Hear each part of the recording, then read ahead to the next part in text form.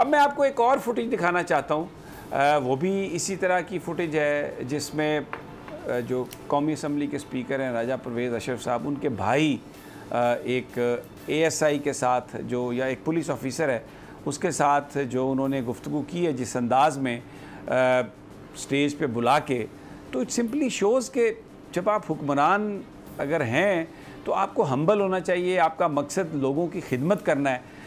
लेकिन इस तरीके की तजलील मेरा ख्याल है कि ये इट इज़ टू मच।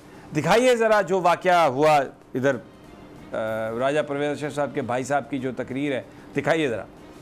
चौकी इंचार्ज इधर आओ, इधर आओ, इधर आओ। SHO है, इधर आ, इधर खड़े हो, इधर आओ, आ गया। इना पुलिस की आ गया, वो आ गया, आ गया। इधर खड़े हो, इधर खड़े हो, इधर आवाम की तरफ मुँह करो, उधर। चौकी इंचार्ज SHO, झूठे पर्चे, झूठियां दरखास्त, पुलिस ने डरावा। ये चौकी इंचार्ज मैंने कल लगाया, इसको मैंने कहा कि अगर कोई वोट दे या ना दे, झूठा पर्चा अगर हो गया तुम्हारी चौकी में, एक फुलड़ी उड़ जासी, एक फुलड़ी उड़ जासी।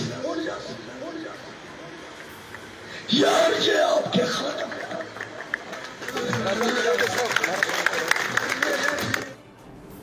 देखिए, किसी ऑफिसर को जो पुलिस में है अगर वो गलत काम करता है तो उसका एक तरीक़ाकार है, उसके ख़िलाफ़ महकमाना कार्रवाई भी हो सकती है। कोई जो क्लाइंट है, कोई साइल है, कोई मुद्दई है, वो अदालतों में भी जाके ये बात कर सकता है। लेकिन सिर्फ़ इसलिए कि आप स्पीकर साहब के भाई हैं, आप एक बावर्दी पुलिस ऑफिसर को वहाँ पर बुला के उसको गुफ्तगू आप इस अंदाज़ की करेंगे कि तुमने कोई झूठा मुकदमा किया तो ये फुल तुम्हारा उड़ा देंगे, मतलब ये कि जो कुछ हम कहेंगे तुमने वही करना है, अगर इससे हटके कुछ किया तो तुम्हें उड़ा देंगे, और तुम्हारी हैसियत क्या है अपने।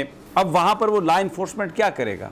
वो वहाँ पर जिस तरह स्टेज पे आके, जिस तरह वो जो भी वो कह रहे हैं, वो खड़ा हो गया आके, और वो वहाँ पर एक तकब्बर और रौनक की मिसाल और उसकी तस्वीर बने हुए एक प्रचार बज़ाहिर अच्छे काम का कर रहे हैं, लेकिन दर हकीकत अपनी अथॉरिटी उस इलाके में इस्टेब्लिश कर रहे हैं। ये जो कुछ अभी हो रहा है पाकिस्तान में, यासिर जो हमारे JLM के ब्यूरो चीफ हैं वो हमारे साथ हैं। यासिर, अस्सलाम वालेकुम। जी वालेकुम सलाम जी, समी साहब कैसे मिजाज? यासिर, मेरा मिजाज तो बिल्कुल ठीक है, लेकिन मैं ये देख रहा हूँ कि क्या किसी को इस तरह इख्तियार दिया जा सकता है, चाहे किसी का भी कोई अजीज़ व अकारिब हो, कि वो इस तरह जो SHO हैं उनको स्टेज पे बुलाएं और कहें कि ये फुल हट जासी, और बज़ाहिर जो बात कर रहे हैं वो यानी बड़े तरीके से अपनी अथॉरिटी को वो इस्टेब्लिश करने की कोशिश कर रहे हैं। तो I mean what is this? आप ये क्या देखा आपने और ये क्या है सब? शमी साहब, सबसे पहले तो ये चीज़ है कि हमारा जो कल्चर है और स्पेशली जो प्रोटोकॉल कल्चर है, ये इंतहाई बेहुदा किस्म का, मैं उसे कहूँगा कि बेहुदा किस्म का कल्चर है।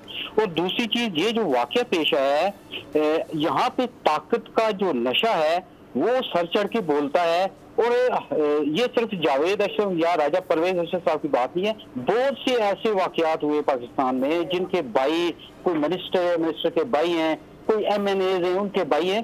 तो ये वाक़या जो है ये इंतहाई अफसोसनाक वाक़या है, क्योंकि ना तो जावेद अशरफ साहब के पास कोई ओहदा है, ना ही कोई पब्लिक ऑफिस होल्डर हैं, और ना ही कोई इलेक्टेड मेंबर हैं। और वो सिर्फ उनके पास ओहदा कौन सा है कि वो राजा परवेज अशरफ जो स्पीकर कौमी असम्बली हैं उनके भाई हैं। और कोई भी कानून, कोई भी माशरा, कोई भी अखलाकियात ये इजाज़त नहीं देता कि किसी बावर्दी पुलिस ऑफिसर को इस तरह से मुखातब करके लोगों के सामने उसे डिक्टेट किया जाए। और न सिर्फ ये वाक़या हुआ, इससे कबल भी ऐसे वाक़यात हुए हैं।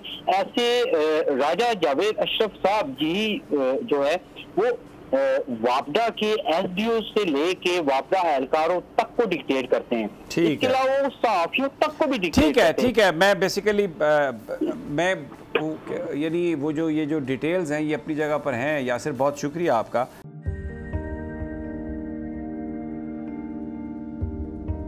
कैसे कैसे सितारे डूब गए, खूबसूरत नजारे डूब गए, ख्वाबों के सभी किनारे छूट गए, गमजदा दुख के मारे डूब गए।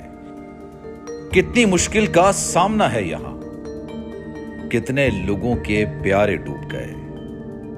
आओ मिलकर करें मदद सबकी, जिनके सारे सहारे डूब गए। आजमाइश में मिलकर एक हुए, नफरतों के इशारे डूब गए, कितने प्यारे हमारे डूब गए। कौमी सानहे की सूरत हाल से लम्हा बलम्हा बोल रखेगा बाखबर। गम की इस घड़ी में बोल तारकीने वतन के अहले खाना के साथ खड़ा है।